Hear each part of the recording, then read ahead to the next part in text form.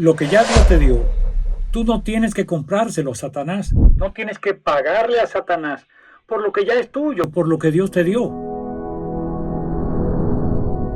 Ustedes dirán, pero ¿y esto tan raro? A través de la historia, Satanás ha engañado a la humanidad con el mismo truco. No todos se han dejado engañar, pero con frecuencia tiene mucho éxito haciendo esto.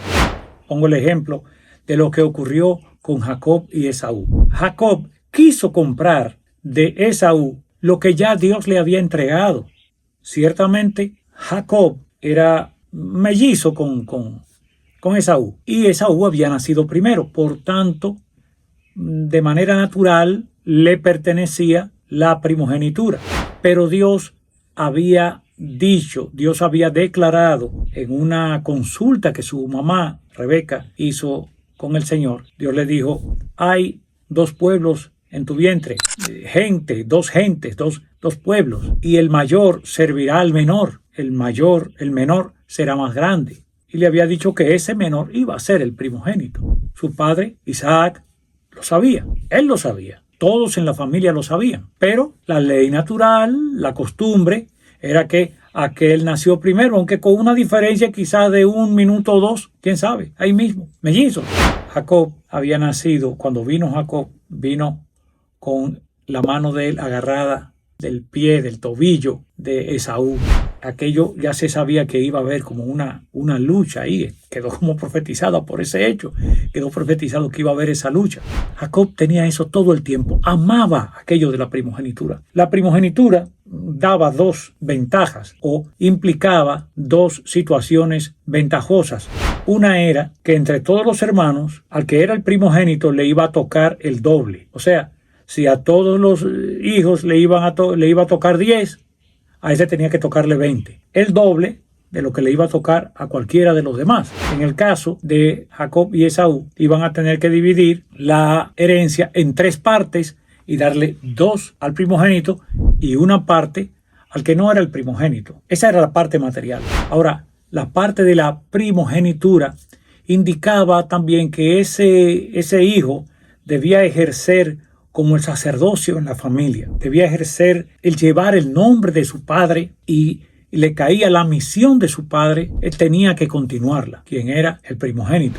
Jacob sabía que su padre Isaac, como su abuelo Abraham, eran profetas de Dios y él amaba ese trabajo, esa comunicación con Dios, ese estar en la presencia de Dios, y sabía que él estaba destinado y profetizado por palabra de Dios a ser el primogénito. Pero él quiso hacer un esfuerzo humano. Bueno, sabemos aquella historia, ¿verdad? Esaú llega un día cansado de andar cazando por ahí, y cansado viene y le dice, ay, dame de eso bermejo que tú estás cocinando ahí, ese potaje rojizo, eran unas lentejas, y él le dijo, véndeme ahora tu primogenitura y yo te lo voy a dar. Ah, ¿qué dijo él? Dice él, he aquí yo me voy a morir, ¿para qué pues me servirá la primogenitura? Eso está en Génesis 25:32.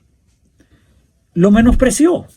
Dijo, yo me voy a morir como quiera. Jacob sabía que, aunque él también se iba a morir, y todos tenemos que morir, él sabía que la bendición de la primogenitura llegaba más allá de la misma muerte. Jacob sabía eso, y Jacob anhelaba y amaba el destino con el cual Dios lo creó.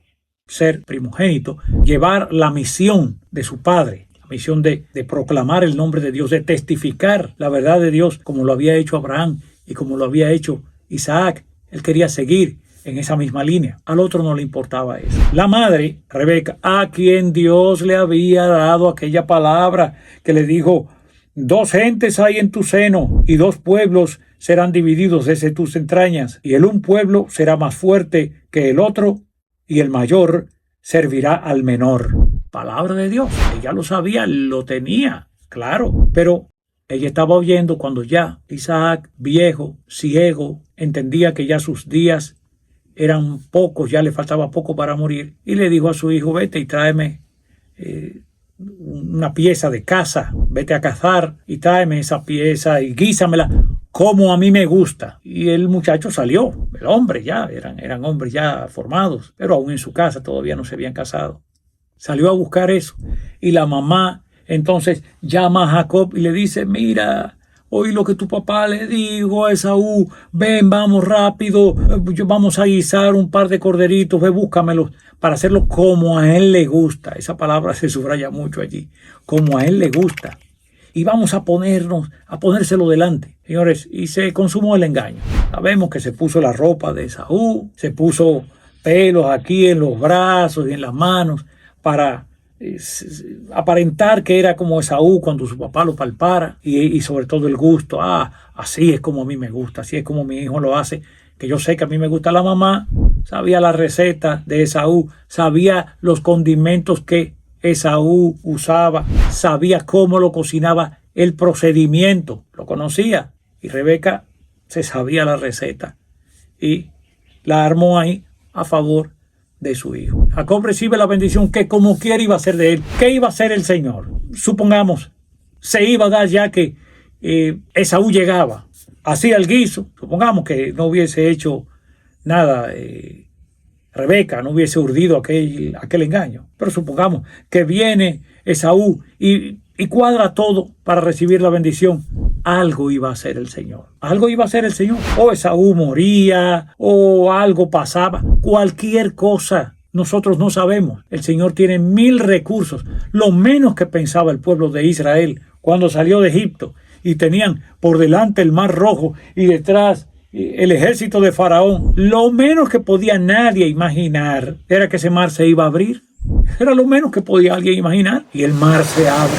Pero ¿a quién se le iba a ocurrir eso? Se le ocurrió a Dios, se le ocurrió al Señor. Al Señor se le ocurre lo que a uno menos le imagina, lo que uno menos se imagina. Él es el creador.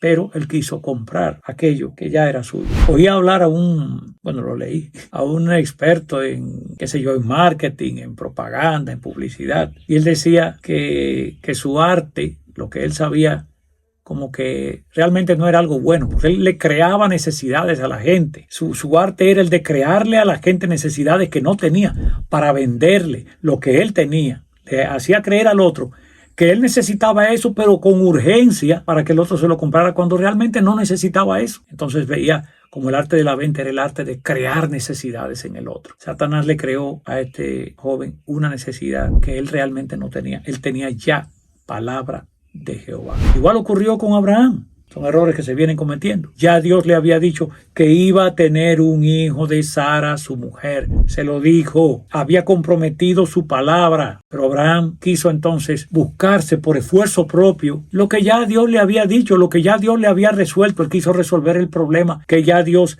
había resuelto por él. Ahora él no sabía la forma en que Dios lo iba a resolver. No tenía que saberlo. Tenía simplemente que confiar, tener fe, y en el momento quizás de mayor crisis el Señor iba a mostrar su poder, iba a mostrar cuál era su voluntad.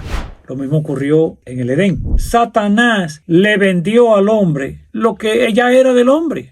Le dijo a Eva, mira, para que ustedes sean como dioses, que ya eran dioses, porque dice Salmo 82:6, yo dije vosotros sois dioses e hijos todos vosotros del Altísimo, hijos de Dios, eran dioses, pero Satanás quiso venderles lo que ya era de ellos. Quiso venderles una grandeza que ya lo era. Quiso venderles que fueran reyes, que tuvieran riquezas que ya las tenían. Y los engañó de esa manera.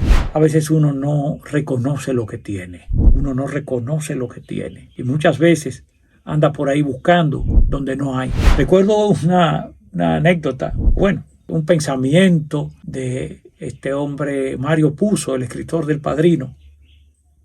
Él no solamente escribió la novela, escribió también el guión para la película. Pero él no era guionista, no había estudiado el arte de hacer guiones ni nada de eso. ¿Y qué ocurre?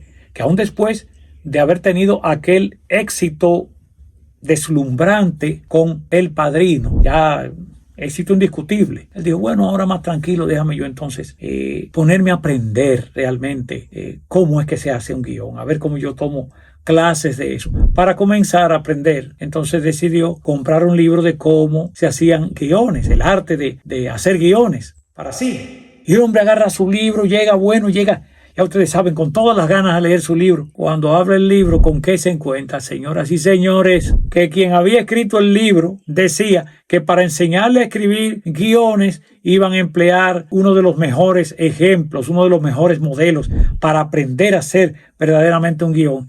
Y era el guión de la película El Padrino de Mario Puzo. O sea, un trabajo que él había hecho era el que ya se tenía como modelo, como pauta a seguir. Óigame, cuando este hombre vio eso, cerraría el libro decepcionado y hasta avergonzado, porque imagínense ustedes, él querer aprender y otro viene a enseñarle justamente la clase que él ya había dado con su ejemplo. Eso ocurre muy a menudo con nosotros. Queremos comprar lo que ya Dios nos ha regalado. Y en esa transacción, quien sale ganando es el diablo, porque nos quita. Oigan qué cosa. Ahí entonces perdemos lo que ya Dios nos había dado. Terrible. El Señor ya ha mandado que nosotros seamos salvos. El Señor ha conquistado por nosotros un nombre, un cargo, una dignidad que ya es nuestro. Ya eso nos pertenece. Pero Satanás nos induce a querer comprarlo. No, ya lo tenemos. El Señor ha comprado y ha pagado una salvación por nosotros. Solamente nos dice, mirad a mí, mirad a mí. Mirándole a Él, nosotros nos transformamos a su imagen y semejanza, y su espíritu en nosotros se reproduce, produce en nosotros su imagen y hace, como dice Ezequiel 36, 26 y 27, pondré dentro de vosotros mi espíritu y haré que andéis en mis mandamientos. Él lo hace, pone en nosotros su espíritu. Solamente contemplarle, solamente usar aquello que ya Él nos dio y que es nuestro. Que el Señor nos bendiga rica y abundantemente.